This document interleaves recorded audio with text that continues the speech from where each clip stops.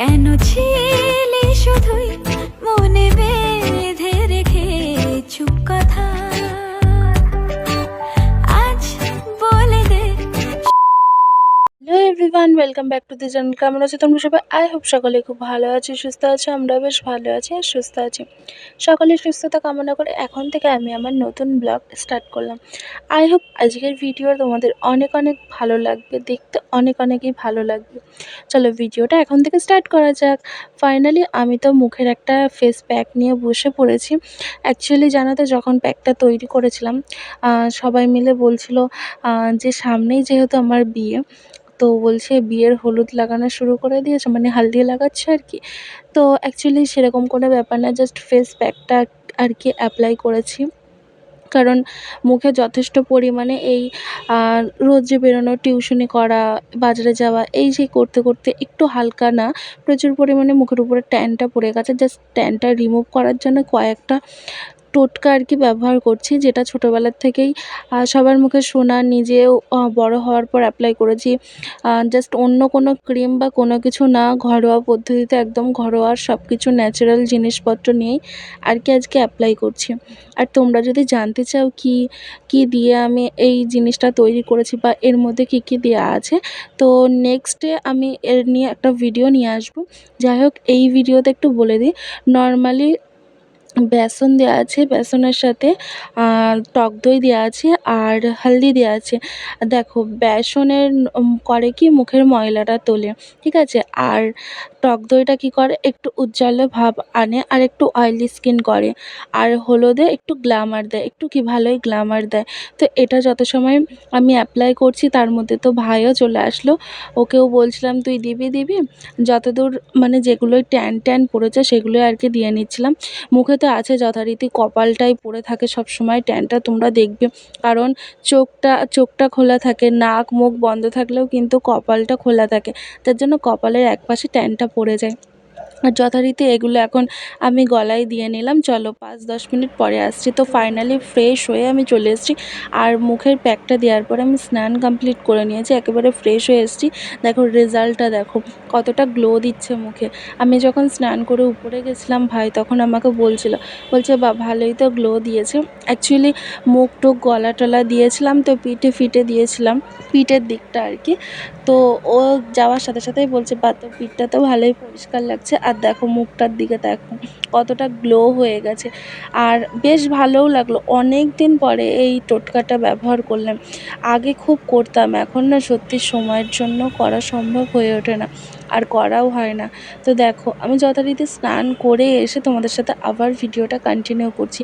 আর তোমাদেরকে জিজ্ঞাসা করছি কেমন লাগছে না লাগছে, কতটা গ্লো দিয়েছে সেটা অবশ্যই কমেন্টে জানিও। চলো দেখতে থাকো।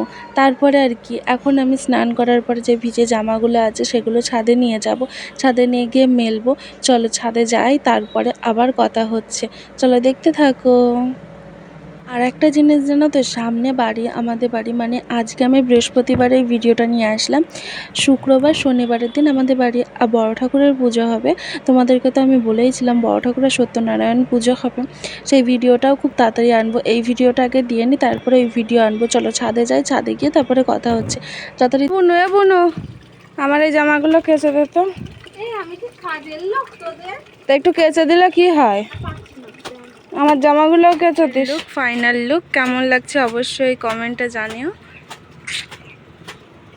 আর এই হ্যাক আর রেমেডিটা তোমরা সপ্তাহে 2বার ব্যবহার করো, 2বার অ্যাপ্লাই করলেই হবে, আর তোমরা ফাইনাল রেজাল্টটাও পেয়ে যাবে। আর যদি তোমরা সপ্তাহে 3 দিন ব্যবহার করতে পারো খুবই ভালো। 3 দিন তো কারোর হাতেই সময় থাকে না, 2 দিন ব্যবহার করো। একদিন মানে ধরো যদি সোমবার করো, সোমবার মঙ্গলবার বাদ দিয়ে বুধ বৃহস্পতিবার নাগাদ করলে, তাহলে দেখবে তোমরা অনেকটাই রেজাল্ট পাবে। এই ভুক্তভোগী মানে রেজাল্টের ভুক্তভোগী আমি যথারীতি প্রথমত তো সময় পাই না, পার্লারে যাওয়ারও সময় হয় না, এই কাজ ওই কাজ নানান ধরনের কাজে ব্যস্ত থাকি, যার জন্য হয় না। এই ঘরোয়া টোটকা অ্যাপ্লাই করলে কি মুখের যে ট্যানগুলো পড়ে, মুখ গায়ে যেসব জায়গায় ট্যানগুলো পড়ে, সেগুলো অন্ততপক্ষে একটু হলেও রিমুভ হয়। যাই হোক, উপরে চলে এসেছি। এখন যেই স্নান করার পরে যে জামা কাপড়গুলো ছিল, কিছু কাছাকাছিও ছিল, সেই জামাগুলো যথারীতি কেচে নিচ্ছিলাম। আর আমাদের চুটকেটারে বললাম যে আমার জামাটা একটু ধুয়ে দে, তা ও আমাকে বলছে আমি কি তোদের কাজের লোক। এরকমই আর কি, ভাই বোন থাকলে যেরকম মজা হয় সেরকমই আর কি হয়। সবসময় উঠতে বসতে পেছনে লাগা, ও খোঁচাখুচি করা, এই সব জিনিস নিয়ে বেশ মিলেমিশে দিনগুলো ভালোই কেটে যায়, তাই না বলো? যাদের ভাই বোন আছে এই জিনিসগুলো তারা অলরেডি সকলেই বুঝবে, সকলেই জানবে। চলো তাড়াতাড়ি ধুয়ে নিয়ে মেলি, তারপরে তোমাদের সাথে কথা বলি। যেটা বলছিলাম, বাড়িতে যে পুজোটা দেব সেই পুজো মায়ের মানসিক ছিল। আগের বছর মা মানসিক করেছিল এরকম শ্রাবণ মাসে যে বড় ঠাকুরের পুজো দেবে আর সাথে সত্যনারায়ণ পুজো দেবে। আর সেই দিনের ভিডিওটাও আমি তোমাদের সাথে আস্তে আস্তে শেয়ার করব। এবার জানো তো অনেকটা ভিডিওই শ্যুট করা হয়ে গেছে, পরপর অনেকগুলোই ভিডিও আছে, সব একেবারে নিয়ে আসবো। তো ফাইনালি এদিকে আমি এখন মেলে নিচ্ছিলাম। আর আজকের আমার ক্যামেরাম্যান ছিল আমার ভাই। অ্যাকচুয়ালি যখন আমি ছাদে এসে ক্যামেরাটা করি না, তখন হচ্ছে গিয়ে খুব মানে সেন্সিটিভ, খুব মানে ইয়েভাবেই আর কি ভিডিওটা শ্যুট করি। কারণ স্ট্যান্ড যেহেতু আমার নেই, আমি ওই ইটের উপরে দিয়ে রাখার চেষ্টা করি। আর এরকম কারণের জন্য জানো তো আমার ফোনটা পড়ে এক সাইড ভেঙে গেছে, একটু স্যাড মুহূর্তও হয়ে গেছে। যাই হোক, সেটাই তোমাদের দাদাভাইকে আমি বলছিলাম, জানো তো আমার ফোনের কোনাটা ভেঙে গেছে। ওরে আমি কালকে বলছিলাম যে আমি জানি না কিভাবে ভেঙেছে, কিন্তু পরে দেখছি যে আমি ওই স্ট্যান্ড ব্যবহার করি, যেটা আর কি ইট এর গায়ে রেখে ব্যবহার করি। ওর কারণেই হয়তো সেদিনকার প্রচুর বাতাস হচ্ছিলো, বাতাসের কারণে ফোনটা পড়েছে আর সেই কারণেই ভেঙে গেছিলো। যাই হোক, এখানে বসে বলা ভুল, দাঁড়িয়ে চুলটা আমি ছেড়ে নিচ্ছিলাম, একটু শোকানোর চেষ্টা করছিলাম। আর বোনের সাথে কথা বলছিলাম যে আমার জামাটাও একটু ধুয়ে দিতে পারতিস। এমনি সময় ও কিন্তু ওর জামা কাপড়গুলো আমাকে দেয়, আমি ধুয়ে দিই। কিন্তু আমি যখন বলি যে আমারগুলো নিয়ে যা, হ্যাঁ প্রয়োজন মাফিক ও আমার সব কাজই করে দেয়।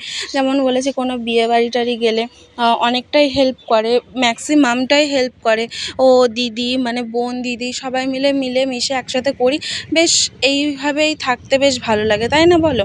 চলো, এই উপরে এসে জামা কাপড় মেলতে কিছুটা হাওয়া হচ্ছিলো, রোদ্দুর ছিল, চুলটা ছেড়ে নিয়ে একটু কিছু সময় দাঁড়িয়ে সময়টা আর কি কাটিয়ে নেব।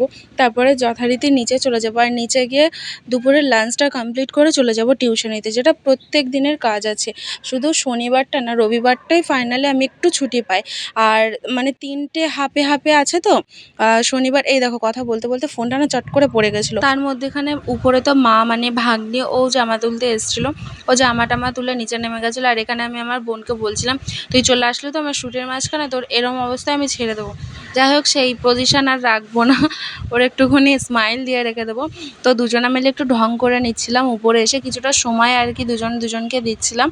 আর ওয়েদারটা সেদিন খুবই সুন্দর ছিল, হালকা রোদ্দুর ছিল, হালকা আর্দ্র ওয়েদার ছিল, একটু ঝিরি বৃষ্টি, মানে সব রকম মিলিয়ে মিশে ওয়েদারটা বেশ সুন্দর ছিল। আর যথারীতি তোমাদের এটাই আমি বলার চেষ্টা করছিলাম যে আজকে বৃহস্পতিবার আমি শ্যুট করছি, বৃহস্পতিবার না শুক্রবার শ্যুট করছি। আমার সামথিং সময়টা আর বারটা খেয়াল নেই। আর এখানে বোন চট করে একটা ফুল নিয়ে এসে মাথায় গুঁজেছে, তাই আমি সেটাই দেখাচ্ছিলাম যে আমি এই ফুলটা মাথায় গুঁজবো। কিন্তু যথারীতি সেই ফুলের পাপড়িটা না একটু কেমন ছিল, আমি যখন দিচ্ছিলাম তখন আমি বুঝতে পারছিলাম না। এই সাইডে দিয়েছিল, ও আমার বলছে যে দিদি আমি এইদিকে দিয়েছি, তুই এদিকে দিস না, ওই পাশে দে। যাই হোক, সেইটাই নিয়ে আর কি ওর সাথে ঢং করছিলাম। কিন্তু ফুলের পাপড়িটা একটু ছিঁড়ে যাওয়ার কারণে ফুলটা আর নিইনি। পরে আর একটা ফুল তুলে মাথায় দিয়েছিলাম। আর সেটা শর্ট রিলস বানিয়েছিলাম। সেই রিলসটা তোমরা যথারীতি অনেকেই হয়তো দেখেছো। আর যারা দেখোনি, আমার ইনস্টাগ্রাম আইডি লিঙ্ক দেওয়া আছে, সেখানে গিয়ে দেখে নিও। আর ইউটিউবে শর্টে দেওয়া আছে, শর্ট ভিডিওতে দেওয়া আছে। তো ফাইনালি আমাদের দুজনকে কেমন লাগছে ফুল গোজার পরে সেটাও অবশ্যই কমেন্টে জানিও। চলো, আমি এখন তোমাদের সাথে সেই কথাটাই বলছি যে বাড়িতে পুজো হবে, কতবার চলে আসলাম বাড়ির পুজো নিয়ে, দেখতে পাচ্ছ মানে কতটা এক্সাইটেড। প্রায় অনেক দিন পরে আমাদের বাড়িতে বড় ঠাকুরের পুজো হবে। যাই হোক, ভিডিওটা আমি এখানেই শেষ করলাম। ভিডিওটা কেমন লাগলো অবশ্যই কমেন্টে জানাবে। দেখা হচ্ছে অন্য কোনো ভিডিওর সাথে, তত সময়ের জন্য সবাই ভালো থেকো, সুস্থ থেকো, টাটা।